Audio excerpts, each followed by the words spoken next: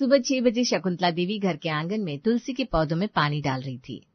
हे तुलसी माता, देख रही हो ना आप, सुबह सुबह उठकर मैं ही आप पर जल चढ़ाती हूँ, वरना आप तो सूख के कांटा हो जाओ। अगर मैं इतनी जल्दी ना उठूं तो इस घर की सुबह ही ना हो। मेरे बिना तो ये घर चल ही नहीं सकता। तभी वहां से मोहल्ले की कुछ औरतें गुजरी। शकुंतला, सुबह सुबह उठकर तुम खुद की ही तारीफ किया करती हो। अरे घर तो परिवार के हर सदस्य की वजह से चलता है, सिर्फ अकेले की वजह से नहीं। अरे तुम लोग अभी कुछ जानती नहीं हो, मुझसे पहले कोई उठता ही नहीं है इस घर में। अब मैं जाऊंगी, सबको जगाऊंगी, तब जाकर हमारे घर की गाड़ी चलेगी। इस घर का पहला पहिया तो मैं ही हूँ। अरे तो आप अपने घर की सबसे बड़ी है, तो सबसे पहले उठना ही पड़ेगा। अगर आप नहीं उठेंगी तो कोई और तुलसी को जड़ चढ़ा देगा। हमेशा के लिए थोड़ी ना आप रहने वाली है इस धरती पर। अरे जाओ जाओ, सुबह सुबह मैं तुम लोगों से कुछ कहना ही नहीं चाहती। अपना काम करो, मैं जा रही हूँ सबको जगाने। इतना बोलकर शकुंतला देवी जैसे ही घर के अंदर आई तो देखा उसकी बड़ी बहू रीमा किचन में खाना बना रही थी। अगर मैं सुबह सुबह उठकर सबके लिए खाना नाश्ता ना बनाऊं तो सबके सब भूखे रह जाएंगे। अमित और देवर जी को तो बिना नाश्ता किए ही ऑफिस जाना पड़ेगा हर रोज। देवरानी जी को तो कुछ करना आया नहीं। मेरी वजह से इस घर का संतुलन बना हुआ है। पीछे से उसकी सास आ गई और बोली, तुम इस घर की बड़ी बहू हो और खाना बनाने की जिम्मेदारी तुम्ही ने ली थी, तो खाना तो बनाना ही पड़ेगा ना। यह घर तुम्हारी वजह से नहीं, मेरी वजह से चलता है। आज थोड़ा जल्दी क्या उठ गई, अपने आप को शेरनी समझने लगी बहू। हाँ सासू माँ, आप सबसे बड़ी हैं तो आपकी वैल्यू सबसे बड़ी ही रहेगी। लेकिन आप ही बताइए, मैं सुबह जल्दी उठकर सबके लिए खाना और नाश्ता ना बनाऊं तो सब लोग भूखे रह जाएंगे या नहीं? बहू तुम्हारी बात तो सही है, लेकिन यह घर मेरी वजह से चलता है, वरना इस घर की गाड़ी लड़खड़ा जाएगी। तभी वहां पर शकुंतला का बड़ा बेटा अमित आ गया तैयार होकर। अरे रीमा, सुबह सुबह तुम माँ से बहस क्यों करने लगती हो? भला माँ से बढ़कर कोई हो सकता है क्या दुनिया में? अरे वो तो मैं भी मानती हूँ, माँ से बड़ा कोई नहीं है। हम लोग तो बस जनरली बात कर रहे थे कि अगर मैं सुबह जल्दी उठकर सबके लिए नाश्ता ना बनाऊं तो सब भूखे रह जाएंगे। इसमें क्या गलत काम है ना? इतने में वहां छोटी बहू नेहा चिंटू को तैयार करके बाहर ले आई। चाची, अभी तक मेरी टाई नहीं बंधी, जल्दी से मेरी टाई बांध दो। हाँ चिंटू, टाई ही तो रह गई है, बाकी तो मैंने तैयार कर दिया ना। तुम्हारे बैग में सारी किताबें और कॉपियां भी रख दी है। थोड़ी देर में नेहा ने चिंटू की टाई बांध दी। चलो, तुम्हारी टाई तो बन गई, अब जल्दी से तुम्हारे बाल बना देती हूँ। अब नेहा चिंटू के बाल बनाने लगी। उसकी सास, जेठानी और जेठ अमित सब उसे ही देख रहे थे। देख रही हो रीमा, नेहा हमारे बच्चे को हर रोज सुबह तैयार करती है। इस घर में सबकी बराबर की वैल्यू है। इस घर के 8 पहिए बराबर है, तब जाकर परिवार की गाड़ी चल रही है। अरे तो क्या इतना काम भी नहीं करेगी नेहा? अगर मैं चिंटू को तैयार करने बैठ गई तो खाना कौन बनाएगा? दीदी, अगर चिंटू को आप तैयार करने लगेंगी तो खाना मैं बना लूंगी, लेकिन चिंटू को तैयार करना सबसे मुश्किल वाला काम है। बड़े नखरे करता है। ये ले चिंटू, अब तू पूरी तरह से तैयार हो चुका है। चलो मैं नाश्ता लगा देती हूँ, नाश्ता तैयार है। चिंटू, सबको बुला लो। चिंटू तुरंत नाश्ते के टेबल पर उछलकर बैठ गया। दादाजी, बुआ जी, चाचू, सब लोग आ जाओ, नाश्ता तैयार है। थोड़ी देर बाद सब लोग बैठकर नाश्ता करने लगे। क्या बात है भाभी, सुबह सुबह आपके हाथ का नाश्ता मिल जाता है तो हमारा दिन बहुत अच्छा जाता है। सुना सासू माँ, मेरी वजह से सबका दिन अच्छा जाता है। अपने मुंह से अपनी ही तारीफ नहीं करनी चाहिए दीदी। बिल्कुल सही कहा छोटी ने। मैं सुबह सबसे पहले उठती हूँ, सुबह मेरी वजह से होती है इस घर में। फिर भी मैं कभी अपनी तारीफ नहीं करती, क्योंकि मुझे इस घर को बैलेंस करना आता है, ये मेरी ड्यूटी है। चलो चिंटू, जल्दी जल्दी नाश्ता करो, मैं तुम्हें स्कूल छोड़ दूंगा, वरना लेट हो जाओगे। ठीक है पापा। नाश्ता करके अमित, सुमित और चिंटू निकल गए। तभी शकुंतला देवी के पति हरिशंकर जी बोले, शकुंतला, बिजली का बिल भरने की आज आखिरी डेट है, जल्दी से मुझे पैसे दे दो, मैं भर के आता हूँ। हाँ हाँ, अभी देती हूँ। देखा बहू तुम दोनों ने, ये तो मेरे बिना बिजली का बिल भी नहीं भर सकते। मैं ना रहूं तो पता नहीं क्या होगा इस घर का। इतना बोलकर शकुंतला देवी वहां से चली गई। पूजा, सुबह से सब लोग बोल रहे हैं, तुम कुछ भी नहीं बोल रही, ऐसा क्यों? भाभी, मैं आप लोगों की तरह बोलने में नहीं, करने में विश्वास रखती हूँ। मैं जा रही हूँ, घर की साफ सफाई और कुछ सजावट करने, बहुत गंदा हो गया है घर। पूजा वहां से चली गई। तभी शकुंतला देवी पैसे लेकर आई और अपने पति को देते हुए बोली, ये लीजिए पैसे, और ये रहा बिल, आज जमा कर ही देना। आज आखिरी डेट है। कुछ याद तो रहता नहीं आपको? अगर याद नहीं रहता तो फिर तुम्हें कैसे याद दिलाता? हर बात पर मुझे ताने मत मारा करो तुम। इतना बोलकर हरिशंकर वहां से निकल गया और बिजली का बिल जमा करने के लिए लाइन में खड़ा हो गया। अरे भाई साहब, आज तो बहुत लंबी लाइन लग गई। क्या करे भाई साहब, आज आखिरी डेट है ना, तो लाइन तो लंबी लगनी थी। इन सबको आलस चढ़ा हुआ है। हफ्ते भर पहले बिजली का बिल आ जाता है, पर सबको जमा आखिरी दिन ही करना होता है। पता नहीं घर में दिन भर बैठे बैठे क्या करते रहते हैं इस उम्र में। ये बात आप पर भी तो लागू होती है भाई साहब। अरे हाँ, ये तो मैंने सोचा ही नहीं। ऐसे भाई साहब, अगर मैं अपने घर में ना रहूं ना, तो आए दिन हमारे घर की बिजली कटती रहेगी। फिर ना हमारे घर में पानी आएगा, ना खाना बनेगा, ना ही मेरा पोता पढ़ पाएगा अंधेरे में। देखा जाए तो मेरा घर मेरी वजह से ही चल रहा है। भाई साहब, ये बात आपने बिल्कुल सही कही। हम बुजुर्गों को तो कोई पूछता ही नहीं, जबकि घर हमारी वजह से चलता है। बिल्कुल सही बात बोले भाई साहब। मैं अपने घर का सबसे मजबूत पहिया हूँ, लेकिन अगर पंचर हो जाता हूँ ना, तो फिर कोई भी ध्यान नहीं देता। चलो चलो, मेरा नंबर आ गया। बिजली का बिल जमा करके जैसे ही हरिशंकर अपने घर पहुंचा तो देखा पूजा घर की दीवारें साफ कर रही थी। ये क्या कर रही हो पूजा बेटी? पापा, आप एक नंबर के भुलक्कड़ हो क्या? ये क्या बोल रही हो तुम? पापा, आप लोग मेरी शादी की तैयारी कर रहे हैं, लड़का ढूंढ रहे हैं, मेहमान कभी भी आ सकते हैं, तो हमारा घर हर वक्त सजा होना चाहिए, साफ सुथरा रहना चाहिए। मैं वही तो कर रही हूँ। अरे हाँ बिटिया रानी, हम भूले नहीं है, लेकिन अभी तो उसके बहुत दिन है, अभी तो कुछ तय भी नहीं हुआ। वैसे बेटा, शादी के बाद तुम इस घर से चली जाओगी, तुम ये सब काम मत क्या करो अब। पापा, मुझे तो बचपन से ही घर सजाने का बड़ा शौक है, आप अच्छी तरह से जानते हो। घर की साफ सफाई भी बचपन में मैं ही करती चली आ रही हूँ। अगर मैं इस घर में ना रहूं तो ये घर तो कचरा बन जाएगा, इतना गंदा हो जाएगा कि लोग हमारे घर आएंगे ही नहीं। इतने में वहां शकुंतला देवी आ गई। तो बेटा, तुम ये कहना चाहती हो कि सिर्फ सफाई करने की वजह से ये घर तुम्हारी वजह से चल रहा है? क्या बात है, वाह, आपने तो मेरे मन की बात जान ली। लेकिन मैं ना कभी अपने मुंह से अपनी तारीफ नहीं करती। चलिए आप लोग यहाँ से हटिए, मुझे सफाई करने दीजिए, उसके बाद सजावट भी तो करनी है। हाँ ठीक है बेटा, तुम सफाई करो। और तुमने बिल जमा कर दिया ना? हाँ शकुंतला, मैंने बिजली का बिल जमा कर दिया। चलो, बहुत बड़ा एहसान किया तुमने। घर की टीवी 2 दिन से खराब पड़ी है, वो भी बनवा कर लाओ जाकर, या वो भी मैं ही जाऊं सही करवाने? अरे भाई, मैं ही जाऊंगा और कौन जाएगा। मैं ना रहूं तो कोई काम नहीं होगा इस घर में। हरिशंकर वहां से गया, टीवी उठाई और बाहर निकल गया। ठीक है बेटा, तुम सजावट करो, देखती हूँ छोटी वाली बहू क्या कर रही है, पक्का सो रही होगी। ठीक है माँ, जल्दी हटो ना यहाँ से, मुझे डिस्टर्ब हो रहा है। अरे भाई, जा रही हूँ मैं। और शकुंतला देवी वहां से चली गई। चलते चलते उन्होंने नेहा के कमरे में देखा तो वो पेन और कागज लेकर कुछ लिख रही थी। क्या कर रही हो नेहा? पूजा घर की साफ सफाई कर रही है, बड़ी बहू कपड़े धो रही है, तुम कुछ नहीं कर सकती? सासू माँ, घर का सारा राशन, मसाले, सब्जियां खत्म होने की कगार पर है, मैं उसी की लिस्ट बना रही हूँ। समझ में नहीं आ रहा और क्या क्या चीजें बच गई हैं। एक बार पढ़कर देखिए ना, कुछ रह गया हो तो आप बता दीजिए। नेहा ने लिस्ट अपनी सास को पकड़ा दी। मुझे पता ही था, कोई भी काम मेरे बगैर हो ही नहीं सकता। हाँ सासू माँ, मैंने मान लिया। अब जल्दी से लिस्ट पढ़िए और बताइए इसमें क्या क्या कमी रह गई है। अरे तू इसमें घी लिखना तो भूल ही गई, तेरे ससुर जी बिना घी के कुछ खा नहीं सकते। अरे हाँ ससुर माँ, यही तो मैं भूल रही थी, पर याद ही नहीं आ रहा था। घी के बिना तो हम में से कोई भी खाना नहीं खाता। अभी मैं ना आती ना तो दोबारा लेने जाना पड़ता। चल ठीक है, जल्दी से इसमें घी लगते। देखती हूँ बड़ी बहू क्या कर रही है, कपड़े धो पाई अभी तक या नहीं। ठीक है सासू माँ। शकुंतला देवी वहां से चली गई और सीधा पहुंची बाथरूम में, जहां पर बड़ी बहू रीमा कपड़े धो रही थी। सासू माँ, मैंने सारे कपड़े धो दिए, किसी के बच गए हो तो बता दीजिए। शकुंतला देवी ने सारे कपड़ों पर नजर डाली। अरे बहू, सबके कपड़े तो तूने धो दिए, अपने पति के ही कपड़े धोना भूल गई। अमित के सारे कपड़े गंदे पड़े हैं, कल वो क्या पहन कर जाएगा ऑफिस?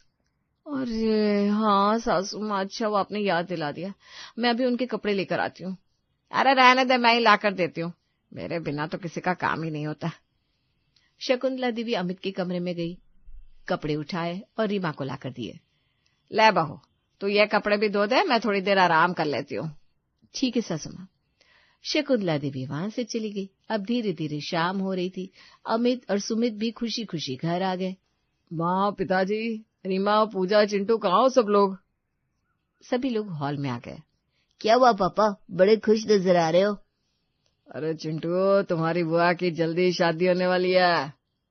हाँ बेटा, लड़के वालों ने कुछ बताया अभी तक क्या नहीं? पूजा को देखकर तो चले गए थे, पर उनका जवाब अभी तक नहीं आया। अरे पिताजी, भैया वही तो बता रहे हैं, दरअसल लड़के वाले कश्मीर चले गए थे अपने रिश्तेदारों के यहाँ। कोई उनका रिश्तेदार बीमार था, उन्हें देखने गए थे। पर आज ही लड़के के पिता का भैया के पास फोन आया। अच्छा, तो क्या कहा उन लोगों ने? नेहा, उन लोगों ने पहले तो देरी के लिए माफी मांगी, उसके बाद कहा कि उन्हें हमारी पूजा बहुत पसंद है और कहा कि जल्द से जल्द एंगेजमेंट कर लेते हैं। लगता है हमारी पूजा को इस बारे में पहले ही पता चल गया था, इसीलिए इसने घर की सजावट पहले ही कर दी, है ना? अरे नहीं बड़ी भाभी, मुझे इस बारे में कैसे पता होगा? मैं तो वैसे भी हर महीने घर की सजावट करती हूँ, साफ सफाई करती हूँ। अरे तो ठीक है ना, जल्दी से पंडित जी को बुला लेते हैं, फिर एंगेजमेंट की डेट फिक्स कर लेते हैं समधी जी से बात करके। अरे फिर तो लिस्ट में और भी सामान लिखना पड़ेगा, मैं भी लिख देती हूँ। हाँ बहू, जल्दी से लिख दो और सुमित को पर्ची पकड़ा दो, ये सारा राशन लेता आएगा, वरना आज रात का खाना भी नहीं बन पाएगा। मुझे पता ही था घर आती ही आज मुझे मार्केट जाना पड़ेगा, क्योंकि घर का सारा सामान लाने की जिम्मेदारी मेरी है। मैं न रहूं तो इस घर का कोई सामान ही नहीं आ सकता। ये घर मेरी वजह से ही चल रहा है। क्या सुमित, तुम भी बाकी लोगों की तरह बात करने लगे? घर हम सबसे मिलकर चलता है, ना कि किसी एक से। भैया आप ना महान हो। अरे हम दोनों को कोई पानी पिला दो प्लीज। नेहा, तुम जल्दी से लिस्ट तैयार करो, मैं पानी लेकर आती हूँ। अरे बैठ जाओ सब लोग, खड़े क्यों इस तरह? सारे लोग बैठ गए, रीमा पानी लेने चली गई। ये लो सुमित, लिस्ट तैयार है, सारा राशन लेकर आओ, खाना भी तो बनाना है। ठीक है महारानी, पहले पानी पी लूं, अगर आपकी आज्ञा हो तो। ठीक है, तुम भी क्या याद रखोगे? तुम्हें पानी पीने की आज्ञा दी जाती है सुमित जी। रीमा पानी लेकर आ गई। ये लीजिए पानी पीजिए आप लोग। थैंक यू भाभी। दोनों भाई ने पानी पिया। पानी पीते ही सुमित खड़ा हो गया। ठीक है, मैं पहले राशन लाकर रख देता हूँ, कपड़े उसके बाद ही बदलूंगा। ठीक है बेटा।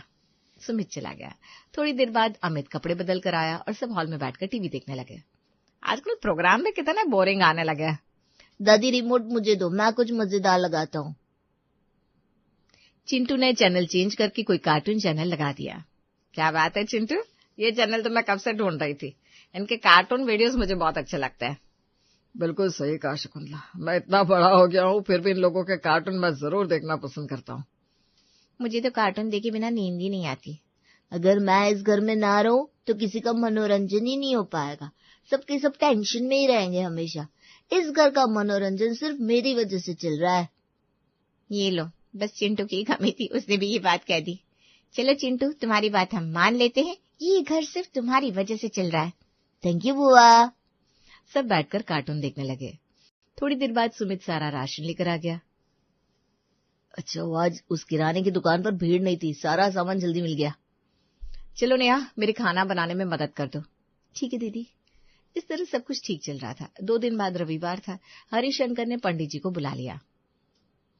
बच्चों, मैंने समधी जी से बात की थी, उन्होंने कहा हम जो भी डेट फिक्स कर लेंगे उसमें वो भी रेडी है, बस डेट इसी महीने की होनी चाहिए।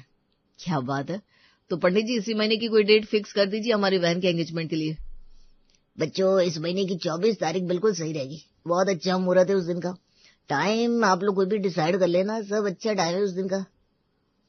ठीक है पंडित जी, टाइम मैं आपको मैसेज कर दूंगा, आप काफी दूर रहते हैं तो जरा ध्यान रखना। अरे बिल्कुल भाई साहब। ठीक है पंडित जी, तो हमारी बेटी की एंगेजमेंट 24 तारीख को है। ठीक है शकुंतला जी, आप लोगों को मेरी तरफ से पहले से ही मुबारकबाद। बहुत बहुत धन्यवाद पंडित जी। क्या बात है पूजा, बड़ी खुश नजर आ रही हो। अब तो तुम्हारी एंगेजमेंट फिक्स होगी। भाभी आप बिना जब देखो तो मुझे चिढ़ाती रहती हो। उस दिन के बाद पूजा की एंगेजमेंट की तैयारियां शुरू हो गई। एक रात खाना खाने के बाद सब लोग हॉल में एक साथ बैठे थे। देखो, किसको बुलाना है किसको नहीं, वो सब कुछ मैं डिसाइड करूंगी। कुल मिलाकर मेहमानों की लिस्ट मैं बनाऊंगी। चिंटू, नेहा, रीमा, तुम लोगों को भी जिसको जिसको बुलाना है उन सबके नाम मुझे बता दो, मैं उसे लिस्ट में ऐड कर दूंगी। ठीक है सासू माँ, मेरे मायके वालों के नाम लिख लीजिए, उन्हें तो आप जानती हो। मेरी 2 सहेलियां हैं, चंदा और मोहिनी, उनका नाम लिख लीजिए बस, और किसी को नहीं बुलाना मेरी तरफ से। सासू माँ, मेरे भी बस मम्मी पापा का और भैया भाभी का नाम लिख दीजिए। और चिंटू तुम बताओ, तुम्हारे कुछ स्कूल के दोस्तों को बुलाना है? मेरी तो स्कूल में सिर्फ एक ही बेस्ट फ्रेंड है, उसका नाम है काजल चटर्जी, उसका नाम लिख लो। ये देखो, चिंटू ने तो अपने लिए पहले से ही लड़की देख ली है। चाचू आप गलत समझ रहे हो, वो मेरी बेस्ट फ्रेंड है और कुछ नहीं। ठीक है सासू माँ, मेहमानों की लिस्ट आप तैयार करो, खाने का मेन्यू तो मैं डिसाइड करूंगी। तो ठीक है, पूरा डेकोरेशन और फोटोशूट की जिम्मेदारी मेरी रहेगी। मैं तो इस पूरे फंक्शन का बजट डिसाइड करूंगा। और पंडित जी की पूरी जिम्मेदारी मेरी रहेगी। इस तरह सबने अपनी अपनी जिम्मेदारियां ले ली। सबसे बड़े भाई अमित ने कुछ नहीं कहा, वो बस अपने काम में लगा रहा। लेकिन सगाई वाले दिन बहुत बड़ी गड़बड़ हो गई। मुहूर्त का समय हो रहा है, पंडित जी कहाँ रह गए? पंडित जी की जिम्मेदारी तो आपकी थी ना। अरे पंडित जी यहाँ से 50 किलोमीटर दूर से आते हैं, आने में देर तो लग जाएगी ना। अरे ससुर जी, एक बार उन्हें फोन करके देख लीजिए ना कहाँ पहुंचे। हाँ, अभी पता करता हूँ बहू। हरिशंकर ने तुरंत पंडित जी को फोन किया। पंडित जी तो अपने घर में मस्त लेटे हुए थे। हरिशंकर भाई, रात की तैयारी हो गई?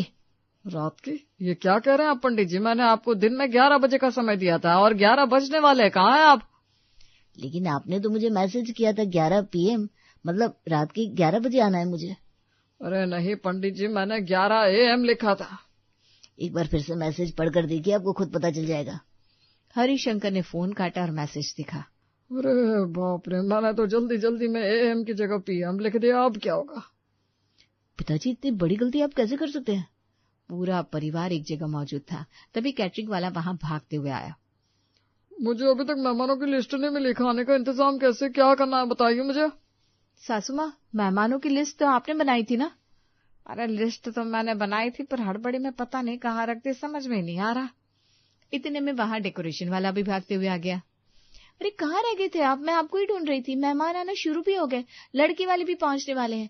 अभी तक डेकोरेशन नहीं हुई, बेइज्जती करवा दोगी क्या हमारी? मैडम, अभी तक मुझे एडवांस नहीं पहुंचा, तो डेकोरेशन का सामान कैसे मंगवाऊं? मैंने आपको पहले ही सब कुछ बता दिया था। ओह शिट, कल रात को मैं आपको पेमेंट भेजने वाली थी, तभी सासू माँ ने किसी काम से बुला लिया और मैं भूल गई। ये सारी गड़बड़ सासू माँ की वजह से हुई है। मेरी वजह से क्या गड़बड़ हुई? मुझ पर झूठा इल्जाम मत लगाओ बहू।